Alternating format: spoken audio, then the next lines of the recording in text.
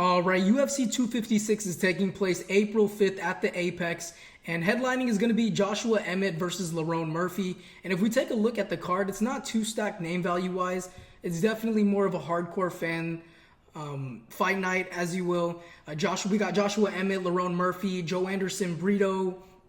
We also got Kennedy Nzechukwu, Brad Tavares, Gerald Meershcaert. So this is definitely a hardcore fans fight night, not appealing to the casuals too much as a name value. But I mean, I feel like when you stack the card a bit too much, you get high expectations and then they end up performing like they did at UFC London just last weekend with only 2 submissions, or I think 3 submissions, and the rest decisions. So I still think this one should be a pretty good fight. We're going to be breaking down the main card for you, starting off with Torrez Finney versus Valentin. And Torrez Finney actually has a pretty interesting story here.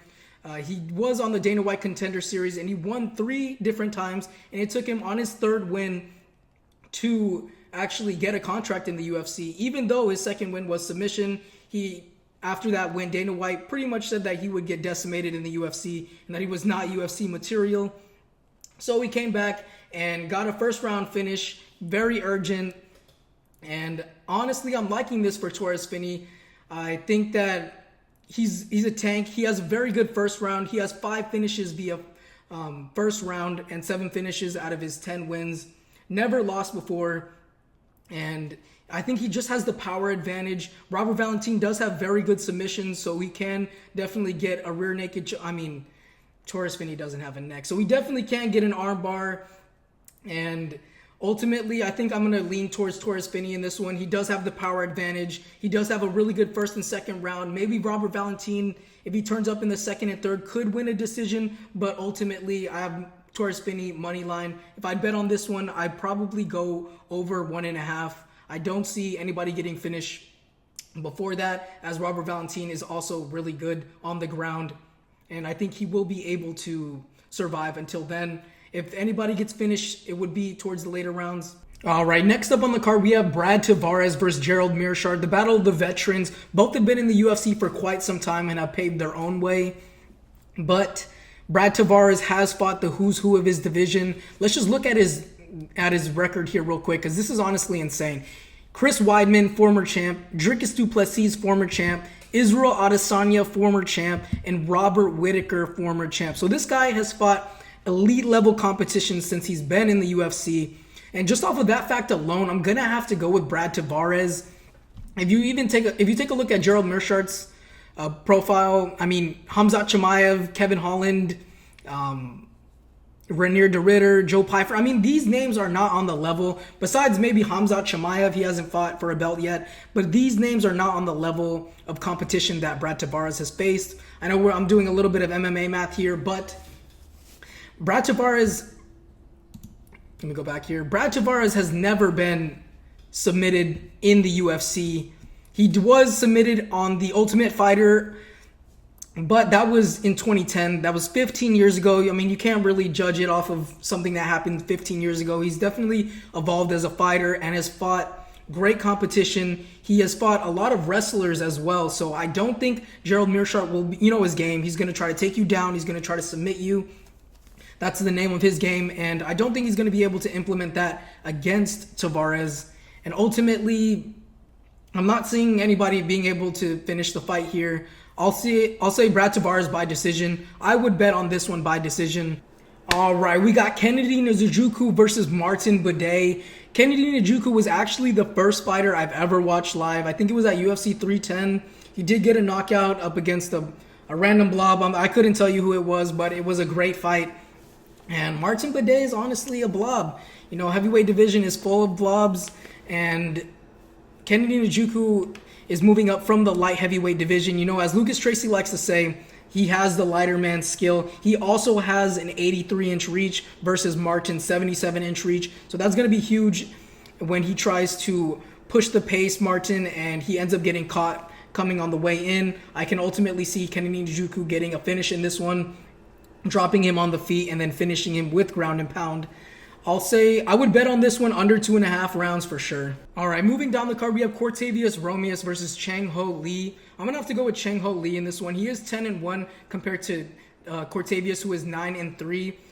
Cortavious is coming off of a loss on his UFC debut, and he just looked a bit gun-shy, a bit unsure of himself, and he is also very short for the division. He is only 5'4", but they only have a 1-inch reach. But Chang-Ho only has a 1-inch reach advantage, so the reach is not going to be too much of a problem. I ultimately think this is going to be a very good fight with a lot of good scrambles, as they are both good grapplers.